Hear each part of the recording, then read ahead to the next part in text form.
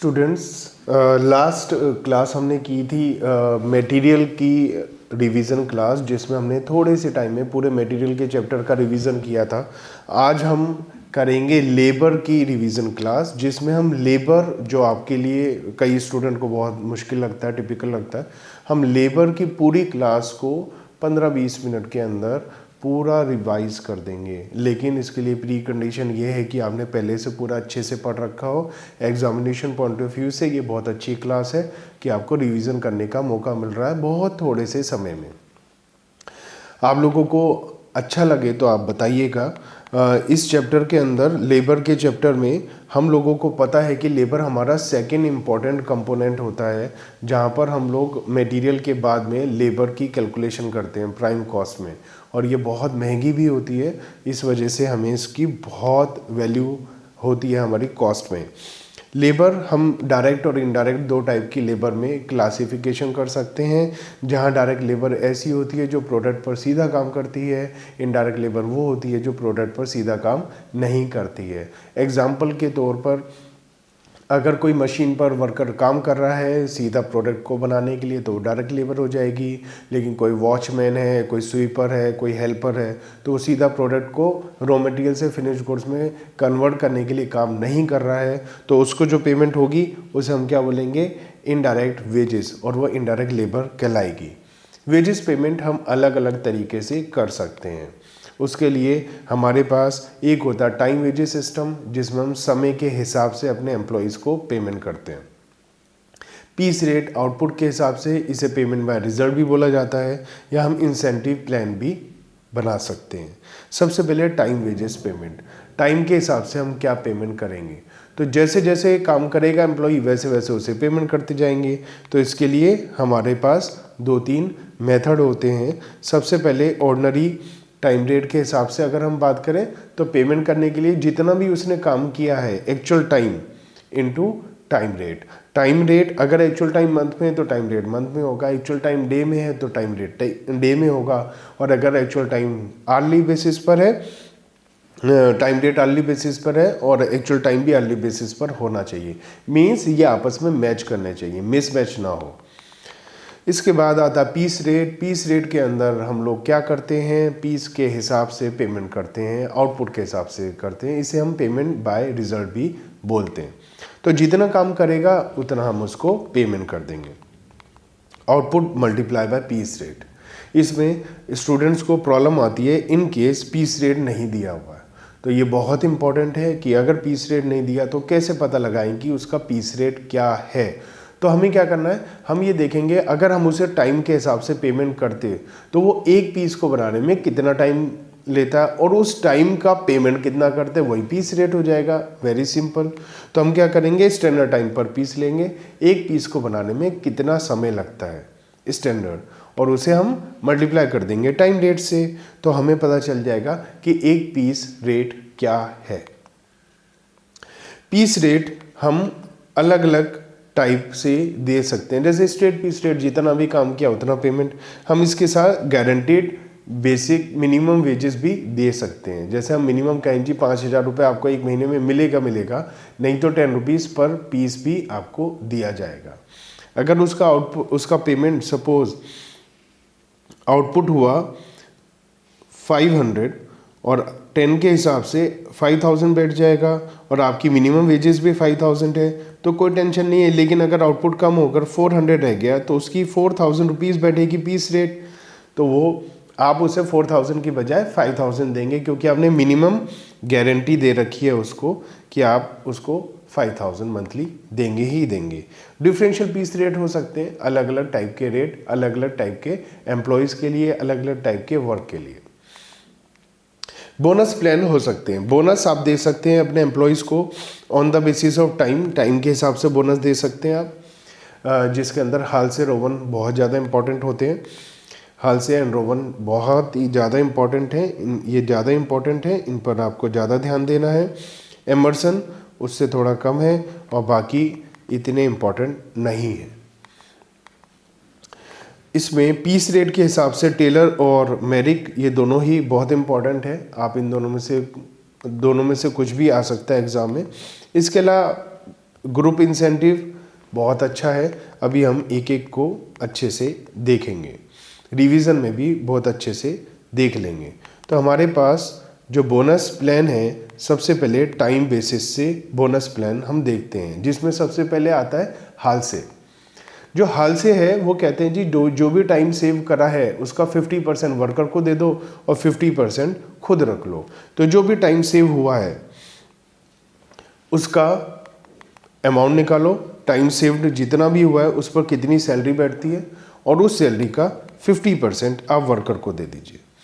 Generally 50% होता है, हाल से वेयर प्लान में 30% भी होता है, कोई और परसेंटेज है तो वो लगा देंगे। अब हम देखते हैं ये टाइम सेव्ड कैसे पता चलेगा हमें। तो टाइम सेव्ड हमें पता चलेगा अगर हम स्टैंडर्ड टाइम और एक्चुअल टाइम को कंपेयर करें। अगर स्टैंडर्ड टाइम एक्चुअल टाइम से ज़्यादा है, इट मीन्स आपने जल्दी से काम ख़त्म कर दिया, जितना सोचा था उससे जल्दी। सपोज़ आपने सोचा एक काम 100 आवर्स में होना चाहिए, लेकिन वर्कर ने उसको 80 आवर्स में कर दिया, तो यहाँ पर टाइम सेव्ड हो गया 20 आवर्स। उस 20 आवर्स का पेमेंट निकालेंगे और उस पेमेंट का 50% हम दे देंगे। हाल से है, बहुत सिंपल है, वेरी इजी टू अंडरस्टैंड। इसमें टोटल अर्निंग क्या होगी, टाइम के हिसाब से जो बेसिक है प्लस बोनस। टाइम के हिसाब से पेमेंट क्या होगी, actual time into time rate, और बोनस क्या होगा, time saved into time rate into 50%। तो ये हाल से मेथड के हिसाब से आपने पेमेंट करना है। Next one is Rowan. Rowan के हिसाब से 50% देना ठीक नहीं है, हमेशा ही 50% देंगे तो वर्कर ज़रूरत से ज़्यादा जल्दी जल्दी बनाने की कोशिश करेगा। तो आपको क्या करना चाहिए, आपको उसको ऐसा रेट देना चाहिए कि वो बहुत जल्दी करेगा तो उसका बोनस कम होता चला जाए। तो इन्होंने बोनस के लिए कहा टाइम सेव को हम टाइम रेट से मल्टीप्लाई करेंगे और बजाय 50% उसको actual time upon standard time देंगे। जो मेरे से पहले पढ़े नहीं हैं उन बच्चों को ये रोवन प्लान का फॉर्मूला थोड़ा सा अजीब लग सकता है, क्योंकि वो कहेंगे हमने तो इसको ऐसे नहीं पढ़ा था, हमने तो इसको ऐसे पढ़ा था, time saved upon standard time into time rate into actual time. बिल्कुल सही बात है, लेकिन अगर आप ध्यान से पढ़ें और समझें कि बोनस क्या था हाल से में, हाल से में बोनस क्या था, time saved into time rate into 50%। तो वहाँ बोनस परसेंटेज क्या थी, 50%। तो यहाँ पर भी तो बोनस परसेंटेज ही देंगे आप, टाइम सेव्ड के हिसाब से बोनस ही तो देंगे। तो अगर मैं स्टैंडर्ड टाइम को यहाँ से शिफ्ट करके यहाँ ले जाऊँ तो ये रोवन बन जाएगा, जहाँ पर इन प्लेस ऑफ 50% फिक्स हमारा फ्लक्चुएटिंग बोनस परसेंटेज है। इन केस एम्प्लॉय ने 100 आवर्स का काम 80 आवर्स में कर दिया तो उसको 80% बोनस मिलेगा। अगर एम्प्लॉय ने 100 आवर्स के स्टैंडर्ड टाइम को 70 आवर्स में कर दिया तो उसे 70% बोनस मिलेगा। तो हम कह सकते हैं कि अगर 50% है एक्चुअल टाइम स्टैंडर्ड टाइम का, तो दोनों हाल से और रोवन में सेम बोनस मिलेगा। तो अगर आप जल्दी जल्दी काम करते चले जाएंगे 40%, तो आपका बोनस परसेंटेज कम होता चला जाएगा। तो रोवन मेथड कहता है कि आप जितना जल्दी करिए आपका बोनस परसेंटेज डाउन होता रहेगा। अगर आप इसे समझेंगे तो ये आपको लॉजिकली समझ में आएगा। आगे बढ़ते हैं एमर्सन। एमर्सन एफिशिएंसी प्लान में हमें एफिशिएंसी देखनी पड़ेगी। तो एफिशिएंसी हमें निकालने के लिए दो रास्ते हैं, या तो हम टाइम के हिसाब से निकालें या आउटपुट के हिसाब से निकालें। अगर आप टाइम कम लेते हैं तो आपकी एफिशिएंसी ज़्यादा होती है, इसीलिए आपको स्टैंडर्ड टाइम को एक्चुअल टाइम से डिवाइड करना है। तो आपको पता चल जाएगा एफिशिएंसी परसेंटेज में निकालने के लिए 100 से मल्टीप्लाई कर देंगे। अगर आप आउटपुट के बेस पर करना चाहते हैं तो एक्चुअल आउटपुट ज़्यादा होगा तो एफिशिएंसी ज़्यादा होगी, तो actual output upon standard output into 100। दोनों से आंसर सेम आता है, एफिशिएंसी दोनों से सेम आंसर आएगा, चाहे आप टाइम के हिसाब से निकालें चाहे आउटपुट के हिसाब से निकालें। तो एफिशिएंसी में एमर्सन के प्लान में एक पूरा हमारे पास टेबल होती है जिसके थ्रू हम पता लगा सकते हैं कि किस एफिशिएंसी लेवल पर कितना उसको बोनस मिलेगा। लेकिन थोड़ा सा समझने के लिए हम देखते हैं कि अगर एफिशिएंसी लेवल 66.67% है तो उससे कम है तो उसे कोई बोनस नहीं मिलेगा।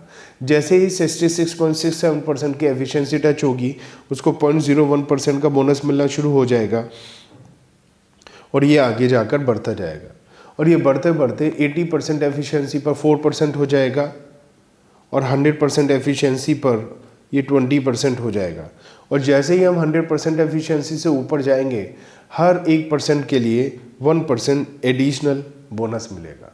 तो इसको समराइज करते हैं एमर्सन प्लान को कि अगर लेस देन 66.67% एफिशिएंसी है तो कोई बोनस नहीं मिलेगा।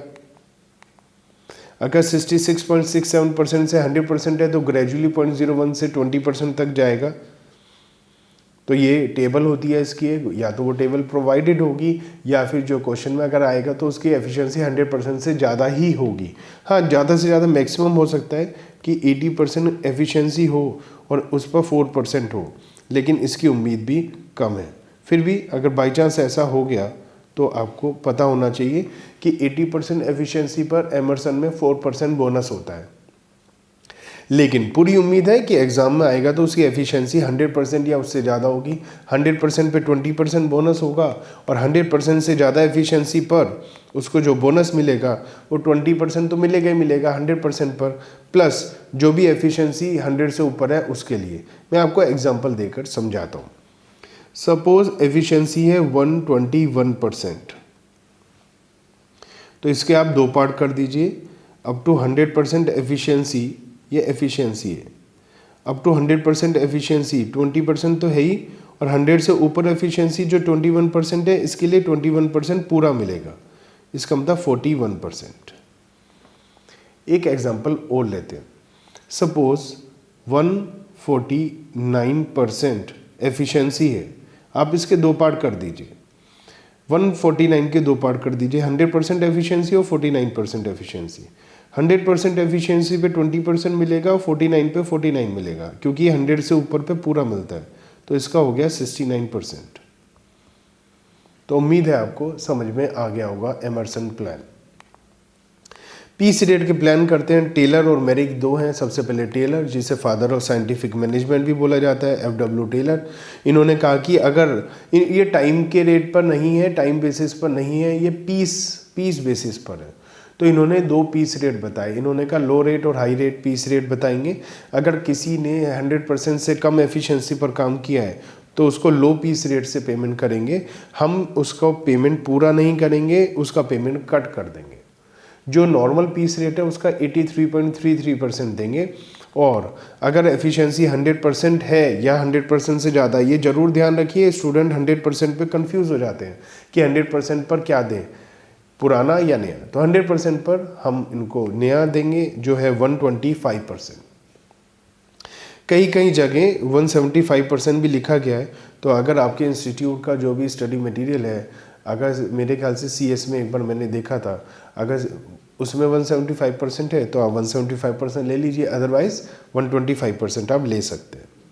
तो जो भी नॉर्मल पीस रेट है उसका 125% हम दे देंगे अगर एफिशिएंसी 100% या उससे ज़्यादा है। ये पीस रेट के बेस पर है, याद रखिएगा। दो रेट है, हाई रेट और लो रेट।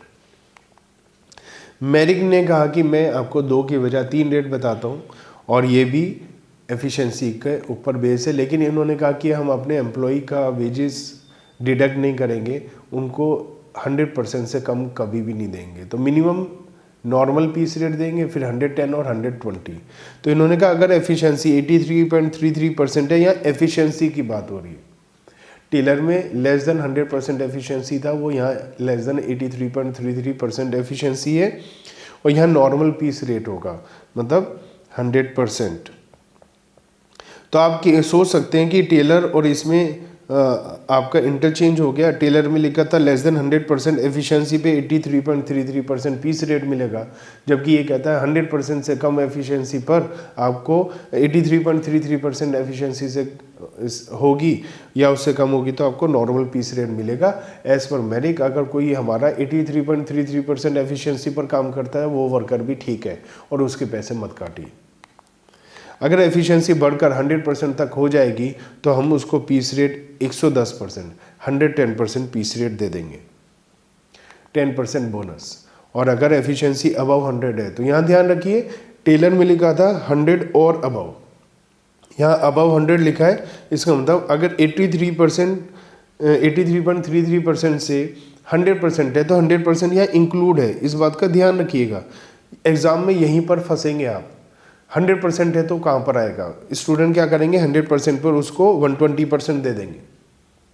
यहाँ पर आपको यही नोट्स बनाने हैं, हर चैप्टर के नोट्स बनाइए, हर सब्जेक्ट के नोट्स बनाइए और 1-2 पेज में 3 पेज में इन सब चीज़ों को ध्यान से लिखिए और बार बार पढ़िए। इसके बाद है ग्रुप प्लान। ग्रुप में हम क्या करते हैं, उनका जो ग्रुप के अंदर जितने भी मेंबर होते हैं उन सबको, उन ग्रुप के अंदर जितने भी हमारे एम्प्लॉयज़ हैं उन सबकी बेसिक वेजेस जो होगी उस रेशो में आप बोनस डिवाइड करेंगे। ध्यान से समझिए, ग्रुप के अंदर मान लिया 5 वर्कर्स हैं तो उन 5 की हम वेजेस निकाल लेंगे। सपोज 100, 80, 110, 90, 95 आई और उनका जो पेमेंट है, ये जो पेमेंट है 500 रुपये के आसपास बैठेगा, लेकिन उनको बोनस के साथ 800 रुपये 800 मिल गया। तो 800 का बंटवारा कैसे होगा, इस रेशो में। तो ये बहुत सिंपल है, हम 800 के जो टोटल पेमेंट उन्हें मिलेगी उन्हें उनके बेसिक के रेशो में डिवाइड कर देंगे। लेबर के अंदर कॉस्ट के अंदर क्या क्या आएगा, कैश कॉस्ट भी आएगी, नॉन कैश भी आएगी। तो इसमें मॉनेटरी पेमेंट्स आएंगे, basic wages, DA, dearness allowance महंगाई के लिए दिया जाता है, bonus, contribution to PF, ESI, gratuity, pension, holiday pay या कोई और अलाउंसेस किसी भी पर्पस के लिए दी जा सकती है। ये सब मॉनेटरी पेमेंट्स हैं। नॉन मॉनेटरी पेमेंट्स हो सकती हैं, जैसे हम उन्हें फैसिलिटीज़ दें, हेल्थ फैसिलिटी, रहने के लिए हम घर दे दें, यूज़ करने के लिए कार दे दें, स्कूल में बच्चों की एजुकेशन फैसिलिटी दे दें। ये सारी चीज़ें नॉन कैश एक्सपेंसेस में आ जाते हैं, कॉस्ट में आ जाता है। इसके बाद हमारे पास कुछ क्वेश्चंस होते हैं जहाँ पर हमें वेजेस बिल, मतलब कैश कॉस्ट ऑफ वेजेस, कितना पैसा चाहिए वेजेस की पेमेंट करने के लिए, और हमें देखते हैं कि टोटल कॉस्ट क्या आ रही है। इन दोनों के बीच में केवल एक ही फ़र्क होता है और वो है पीएफ ईएसआई का कंट्रीब्यूशन। ध्यान रखिए, जब हमें पेमेंट करना है एम्प्लॉय को, जब पेमेंट करेंगे तो जो एम्प्लॉय का ध्यान रखिए, एम्प्लॉय का पीएफ और ईएसआई का पैसा है या फिर टीडीएस है, ये डिडक्ट हो जाता है। तो हमें पेमेंट करते हुए ये पेमेंट उन्हें नहीं करनी है और ये एम्प्लॉय का कंट्रीब्यूशन डिडक्ट हो जाएगा। जब हम वेजेस कॉस्ट निकालेंगे तो एम्प्लॉयर का कंट्रीब्यूशन पीएफ ईएसआई का ऐड हो जाएगा, क्योंकि ये हमें गवर्नमेंट के पास या अलग वेरियस स्कीम में डिपॉजिट कराना है, ये हमें एम्प्लॉय को नहीं देना है, लेकिन हमारी जेब से ये जा रहा है। तो वेजेस कॉस्ट में एम्प्लॉयर का कंट्रीब्यूशन ऐड हो जाएगा। अब बात करते हैं हम लेबर टर्नओवर की। लेबर टर्नओवर का मतलब होता है हमारी लेबर का बदलना। लेबर हमारे छोड़कर चले जाएंगे, हमें एम्प्लॉयज़ छोड़कर चले जाएंगे, रीज़न बीइंग उन्हें कहीं और अच्छी जगह मिल रही है, ज़्यादा पैसा मिल रहा है, या वो हमसे खुश नहीं है, या और भी बहुत सारे रीज़न हो सकते हैं। लेकिन इसको हम कैसे कैलकुलेट करेंगे, हमारे पास 3 मेथड होते हैं, separation, replacement and flux method. सबसे पहले सेपरेशन मेथड में हम नंबर ऑफ सेपरेशंस देखते हैं कि हमारे एम्प्लॉयज़ जो हैं वो कितने सेपरेट हो रहे हैं। तो जो छोड़कर जा रहे हैं या हम उन्हें हटा रहे हैं वो सब हमारे यहाँ पर कैलकुलेशन में आ जाते हैं। Divide by average number of workers into 100।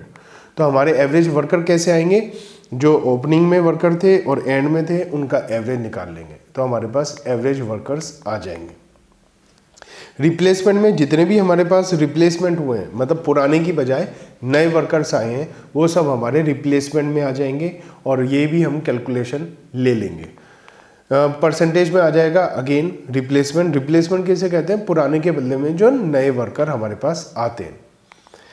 Flux में हम इन दोनों को कंसीडर करते हैं, दोनों का मतलब रिप्लेसमेंट और सेपरेशन, दोनों को एक तरीके से दोनों का ये ऐड हो जाता है, एडिशन हो जाता है। तो number of separations plus number of replacement divide by average number of employees into 100। Flux method के अंदर हम लोग अभी हमने देखा सेपरेशन और रिप्लेसमेंट को ऐड कर देते हैं, लेकिन यहाँ पर अगर एक्सपेंशन प्लान है कोई तो वहाँ पर नए वर्कर हमारे आए होंगे, उनको भी कंसीडर करना है, लेकिन ये आप तभी करेंगे जब ऐसा क्वेश्चन में बोला जाएगा, अदरवाइज इसे आप इग्नोर कर सकते हैं। गेट बोनस प्लान ये बहुत इंपॉर्टेंट नहीं था, इसलिए हमने शुरू में नहीं लिया था। ये मिक्स है टाइम और पीस रेट के बेस पर। अगर एफिशिएंसी लेस देन 100% है तो आप टाइम के हिसाब से पेमेंट कर देंगे, और अगर एफिशिएंसी 100% या उससे ज़्यादा होती है तो आप इन्हें पीस के हिसाब से पेमेंट करेंगे, और साथ ही साथ 20% का बोनस भी देंगे। तो ये अपने आप में थोड़ा अजीब सा मेथड है, लेकिन आपको अगर आ गया तो यही काम करना है। इन केस आपको पीस रेट नहीं दिया है तो आप स्टैंडर्ड टाइम के हिसाब से पेमेंट करिए और 20% बोनस ऐड कर दीजिए। एक्चुअल में जो पीस रेट होता है वो भी स्टैंडर्ड टाइम के हिसाब से ही बनता है। तो दोनों में अगर पीस रेट जो हमारा है बिल्कुल अकॉर्डिंग टू स्टैंडर्ड टाइम है तो दोनों से सेम ही आंसर आएगा, लेकिन अगर पीस रेट स्टैंडर्ड टाइम के हिसाब से नहीं बना हुआ है तो दोनों के आंसर अलग अलग आएंगे। इसलिए मैंने पहले ये लिखा है, आप पहले इसको यूज़ करेंगे अगर पीस रेट भी दिया है, टाइम रेट भी दिया है। बीडॉक्स पॉइंट ये एक पॉइंट सिस्टम है। इसमें इन्होंने जो 1911 में मिस्टर बीडॉक्स ने इंट्रोड्यूस करा था, इन्होंने कहा था कि जैसे सपोज़ किसी प्रोडक्ट को बनाने में 25 मिनट लग रहे हैं तो उन्होंने कहा 25 बीज लगेंगे, और अगर आप उसे 24 मिनट में कर देंगे तो 1 बी आपके अकाउंट में क्रेडिट हो जाएंगे, उसके बाद में पेमेंट मिल जाएगी। जैसे आजकल क्रेडिट कार्ड में आपको पॉइंट मिलते हैं, रॉयल्टी पॉइंट मिलते हैं, ऐसे ही यहाँ पर पॉइंट मिलते हैं, बीज बोल देते हैं इनको। और जो लास्ट में ये बी पॉइंट इन कैश होंगे तो उसका 75% आपको मिल जाएगा। जैसे हाल से में 50% था, यहाँ 75% है। इसका मतलब सिंपल ये हाल से वाला मेथड है, लेकिन 75% का। हेंस मेथड है, इन्होंने कहा कि हम केवल और केवल डायरेक्ट वर्कर को ना देकर कुछ और भी सुपरवाइज़र वगैरह अलग भी हम बांटे। तो इन्होंने कहा कि 5/10 मतलब 50% तो आप वर्कर को दीजिए, लेकिन 1/10 मतलब 10% आप सुपरवाइज़र को भी दीजिए। और जहाँ हाल से में 50% मिलता है एम्प्लॉयर को, बिजनेस को, यहाँ पर 40% मिलता है। बर्थ प्लान है। बर्थ प्लान में हम लोगों ने जो पेमेंट करना है वो स्टैंडर्ड टाइम और एक्चुअल टाइम, इन दोनों को मल्टीप्लाई करके इसका अंडर रूट निकालेंगे और जो आंसर आएगा उसके हिसाब से पेमेंट करेंगे। ये इसीलिए पॉपुलर नहीं है कि आप एक ऐसे एम्प्लॉई को जो हो सकता है पढ़ा लिखा भी ना हो, उसे आप कैसे समझाएंगे क्या पेमेंट करना है। ये सारे जो मेथड्स थे ये इतने ज़्यादा इम्पोर्टेंट नहीं थे, इसलिए मैंने इन्हें लास्ट में कंसीडर किया है। उम्मीद है ये पूरी की पूरी वीडियो जो लगभग 20 मिनट के आसपास होगी वो आपको बहुत पसंद आई होगी, लेकिन इसका फ़ायदा तभी है जब आपने अच्छे से पहले पढ़ रखा है। ये केवल रिवीजन के लिए है, एग्ज़ाम टाइम में हम रिवीजन कर सकते हैं। और इन केस आप लोगों ने सब अच्छे से बहुत जल्दी सब रिवीजन करना है, कॉन्फिडेंस लाना है, तो आप इसको देख सकते हैं।